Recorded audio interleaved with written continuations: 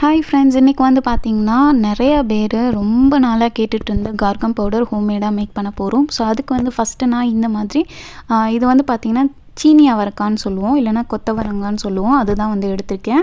அதுக்குள்ளே வந்துட்டு பார்த்திங்கன்னா இந்த மாதிரி குட்டியாக ஒரு சீடு இருக்கும். ஸோ ஃபுல்லாக இருக்கும், அந்த இது ஃபுல்லாமே இருக்கும். ஸோ பிரித்து பார்த்தோம்னா நமக்கு தெரியும். ஸோ அதுதான் நமக்கு தேவைப்படும். அதுதான் வந்துட்டு நமக்கு கார்கம் பவுடர் வந்து மேக் பண்ண முடியும் அதில். பட் என்னன்னு பார்த்திங்கன்னா நம்ம ஹோம்மேடாக மேக் பண்ணதுக்கும் ஷாப்பில் உள்ள கார்கம் பவுடருக்கும் ரொம்பவே டிஃப்ரென்ஸ் இருந்துச்சு. அது எப்படின்னு தெரியல.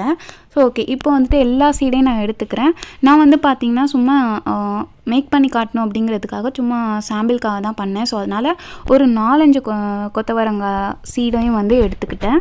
நெக்ஸ்ட் வந்து பார்த்திங்கன்னா இது ஏன் நான் இவ்வளோ டிலே பண்ணேன்னு கண்டிப்பாக சொல்லியே ஆகணும்.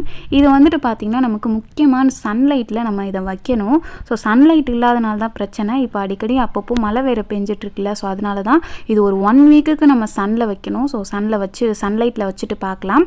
இப்போ வந்துட்டு நல்லா என்னால் முடிஞ்ச வரை காய வச்சுட்டேன். காஞ்சதுக்கப்புறம் இந்த மாதிரி தான், இந்த கலரில் தான் இருக்கும். குவான்டிட்டியும் கொஞ்சம் லெஸ்ஸான மாதிரி இருக்கும். நெக்ஸ்ட் வந்துட்டு பார்த்திங்கன்னா இதை அரைக்கணும். பட் இந்த கம்மியான குவான்டிட்டி வச்சு அரைக்க முடியாது. ஸோ அதனால் இடிச்சுக்கிறேன் இந்த மாதிரி. ஸோ என்னால் முடிஞ்ச வரை பவுடர் பண்ணிட்டேன். நான் சொன்னேன்ல, ஷாப்பில் வாங்கினதுக்கும் நம்ம மேக் பண்ணதுக்கும் டிஃப்ரென்ஸ் இருக்குன்னு. அது என்னென்னு பார்த்தீங்கன்னா, நம்ம மேக் பண்ணது க்ரீன் கலரில் இருக்குது. ஆனால் நம்ம ஷாப்பில் வாங்கினது பார்த்திங்கன்னா ஒயிட் கலரில் தான் இருக்கும்.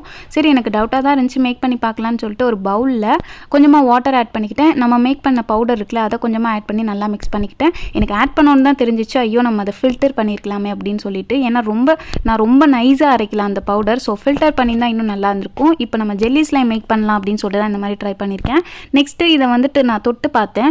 லைட்டாக பிசுன்னு இருக்கிற மாதிரி தான் இருந்துச்சு. சரி, நமக்கு அப்போ வந்துட்டு ஜெல்லி ஸ்லைம் வரும் அப்படின்னு சொல்லிட்டு நினச்சேன். ஆனால் இதை நல்லா மிக்ஸ் பண்ணிக்கிட்டே இருக்கணும். மிக்ஸ் பண்ணுறது ரொம்பவே முக்கியம். உடனே நீங்கள் ட்ரை பண்ணிடாதீங்க. வாட்டரில் பவுடர் ஆட் பண்ணோன்னா உடனே ட்ரை பண்ணிடாதீங்க, கண்டிப்பாக வரவே வராது.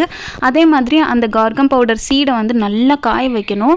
ஒரு 7 days காய வச்சதுக்கு அப்புறம் தான் நீங்கள் வந்துட்டு மேக் பண்ண முடியும். இப்போ போராக்ஸ் ஆக்டிவேட்டரை கொஞ்சமாக நான் சேர்த்துட்டு நான் வந்து மிக்ஸ் பண்ணி பார்த்தேன். மிக்ஸ் பண்ணோன்னே எனக்கு வந்து ஜெல்லி ஸ்லைம் மாதிரி வர ஸ்டார்ட் ஆயிடுச்சு. ஆனால் ஒன்று என்னன்னு பார்த்தீங்கன்னா கொஞ்சம் ஹார்ட் ஆயிடுச்சு. ஓகே, அவ்வளோதான். நீங்கள் கேட்ட வீடியோ இது தான். தென் வந்து இதில் ஒரு மிஸ்டேக் என்னன்னு பார்த்தீங்க அப்படின்னா, நம்ம வந்துட்டு ஒழுங்காக பவுடர் பண்ணல.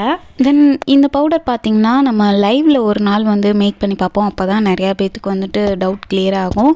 ஸோ வந்துட்டு ரியலாகவே இது ஒர்க் ஆகுதுன்னு தெரியும். ஸோ ஒரு நாள் வந்துட்டு நம்ம லைவ் வரும்போது மேக் பண்ணி காட்டுவோம். ஹோம்மேடாக மேக் பண்ண கார்கம் பவுடரில் நான் திரும்ப மேக் பண்ணிட்டு உங்களுக்கு நான் வீடியோ போடுறேன். ஓகே, அவ்வளோதான். தேங்க்ஸ் ஃபார் வாட்சிங்.